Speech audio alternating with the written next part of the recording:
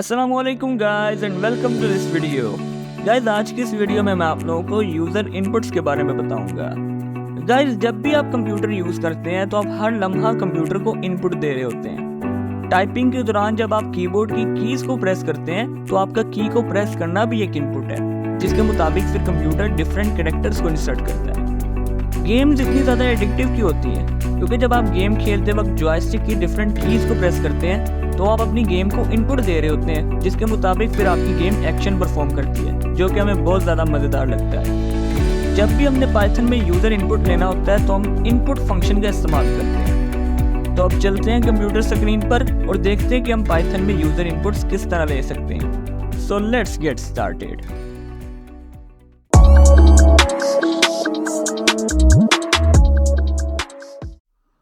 Okay guys, तो मैं अपने रेपलेट पे आ चुका हूँ। तो अब जो हमने टॉपिक डिस्कस करना है वो है इनपुट्स। तो गाइस मैंने आपको बताया कि जब भी हमने यूज़र से इनपुट लेना होता है पाइथन के अंदर तो इनपुट फंक्शन का इस्तेमाल किया जाता है। मैं इधर लिखता हूँ इनपुट, और अब मैं इस फाइल को रन करूँगा तो आप देख सकते हैं कि मैं इधर कोई ना कोई टेक्स्ट एंटर कर पा रहा हूँ। ठीक है, अगर मैं एंटर मारूंगा तो ये टेक्स्ट ख़त्म हो जाएगा, यानी कि ये कहीं सेव नहीं हो रहा। ये जो मैंने इनपुट लिया ये सिर्फ टेक्स्ट एंटर करवा रहा है यूज़र से, ना कि इसको सेव कर रहा है। अगर मैं चाहता हूँ कि ये टेक्स्ट किसी ना किसी वेरिएबल के अंदर स्टोर करे जो भी यूज़र इसको इनपुट दे, तो मैं क्या करूँगा, इसको किसी ना किसी वेरिएबल के अंदर रख दूँगा। अब मैंने इस इनपुट को इस वेरिएबल के अंदर एंटर करवा दिया, यानी कि अब जो भी इनपुट यूज़र करेगा, जो भी इनपुट देगा, वो इस नेम वेरिएबल के अंदर स्टोर होगा।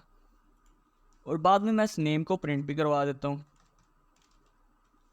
तो अब क्या होगा, पहले वो यूज़र से इनपुट लेगा, बाद में उसको नेम में स्टोर करेगा, फिर बाद में जो भी इनपुट होगा उसको प्रिंट करवा देगा। तो अभी चेक कर लेते हैं। ये इधर मुझसे इनपुट ले रहा है, मैं इधर लिखता हूँ कबीर, और बाद में एंटर दबाता हूँ तो आप देख सकते हैं इसने ये प्रिंट कर दिया है। हालांकि ये मैंने स्पेलिंग सही नहीं लिखी अपने नाम की, तो बस उसने प्रिंट तो कर दिया ना। तो अब मैं चेंज करता हूँ इसको। अब मैं चाहता हूँ कि जो कंप्यूटर है वो हमसे खुद पूछे, क्योंकि जो इनपुट होता है ना पाइथन के अंदर, वो इस तरह किसी भी लैंग्वेज के अंदर वो इस तरह लिया जाता है कि कंप्यूटर पहले यूज़र से खुद पूछता है। यानी कि मैं इधर नेम एंटर करवा रहा हूँ ना यूज़र का, तो मैं चाहता हूँ कि ये मुझसे पूछे कि एंटर योर नेम। ठीक है, ये नेम मुझसे मांगे। तो इसके लिए हमें क्या करना पड़ेगा, इसके लिए हमें इनपुट के अंदर एक स्ट्रिंग एंटर करना पड़ेगा। मैं इधर एक स्ट्रिंग एंटर करता हूँ, एंटर योर नेम।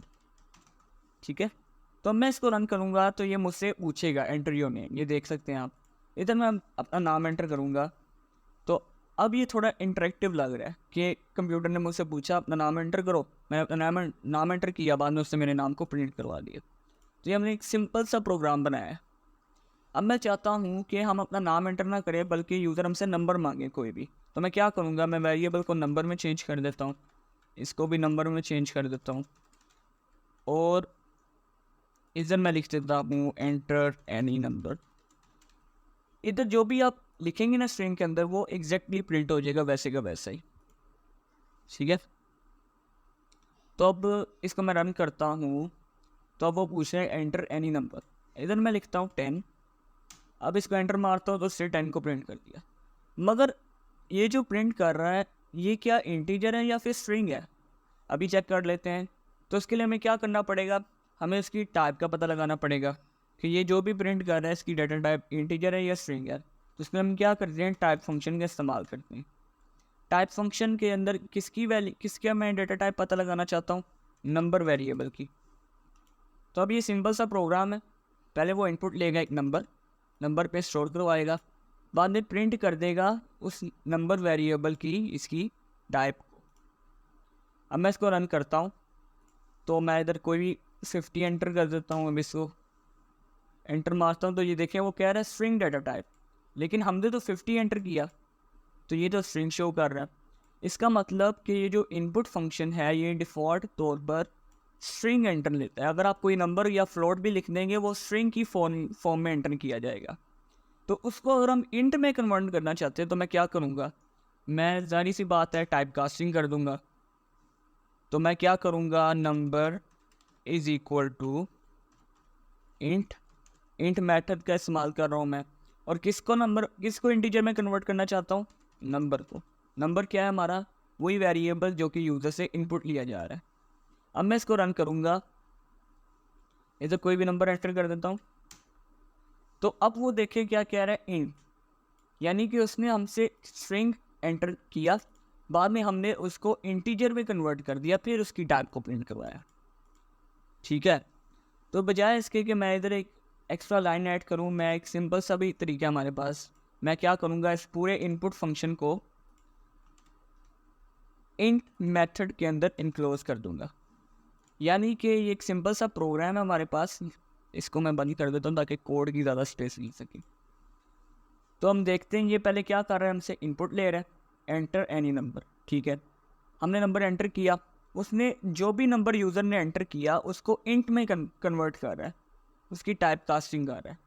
फिर बाद में उस इंट में कन्वर्ट हुए नंबर को इस वेरिएबल के अंदर स्टोर करवा रहा है, फिर बाद में उसकी टाइप को प्रिंट करवा रहा है। तो ये हमने एक सिंपल सा प्रोग्राम हमने लिखा है।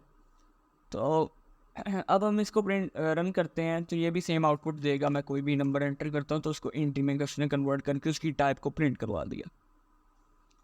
अब अगर क्या होगा कि मैं नंबर के बजाय कोई टेक्स्ट एंटर करूं, यानी कि अगर मैं इस प्रोग्राम को दोबारा से रन करता हूं, वो मांग रहा है एंटर एनी नंबर, तो मैं इधर लिख देता हूं हेलो।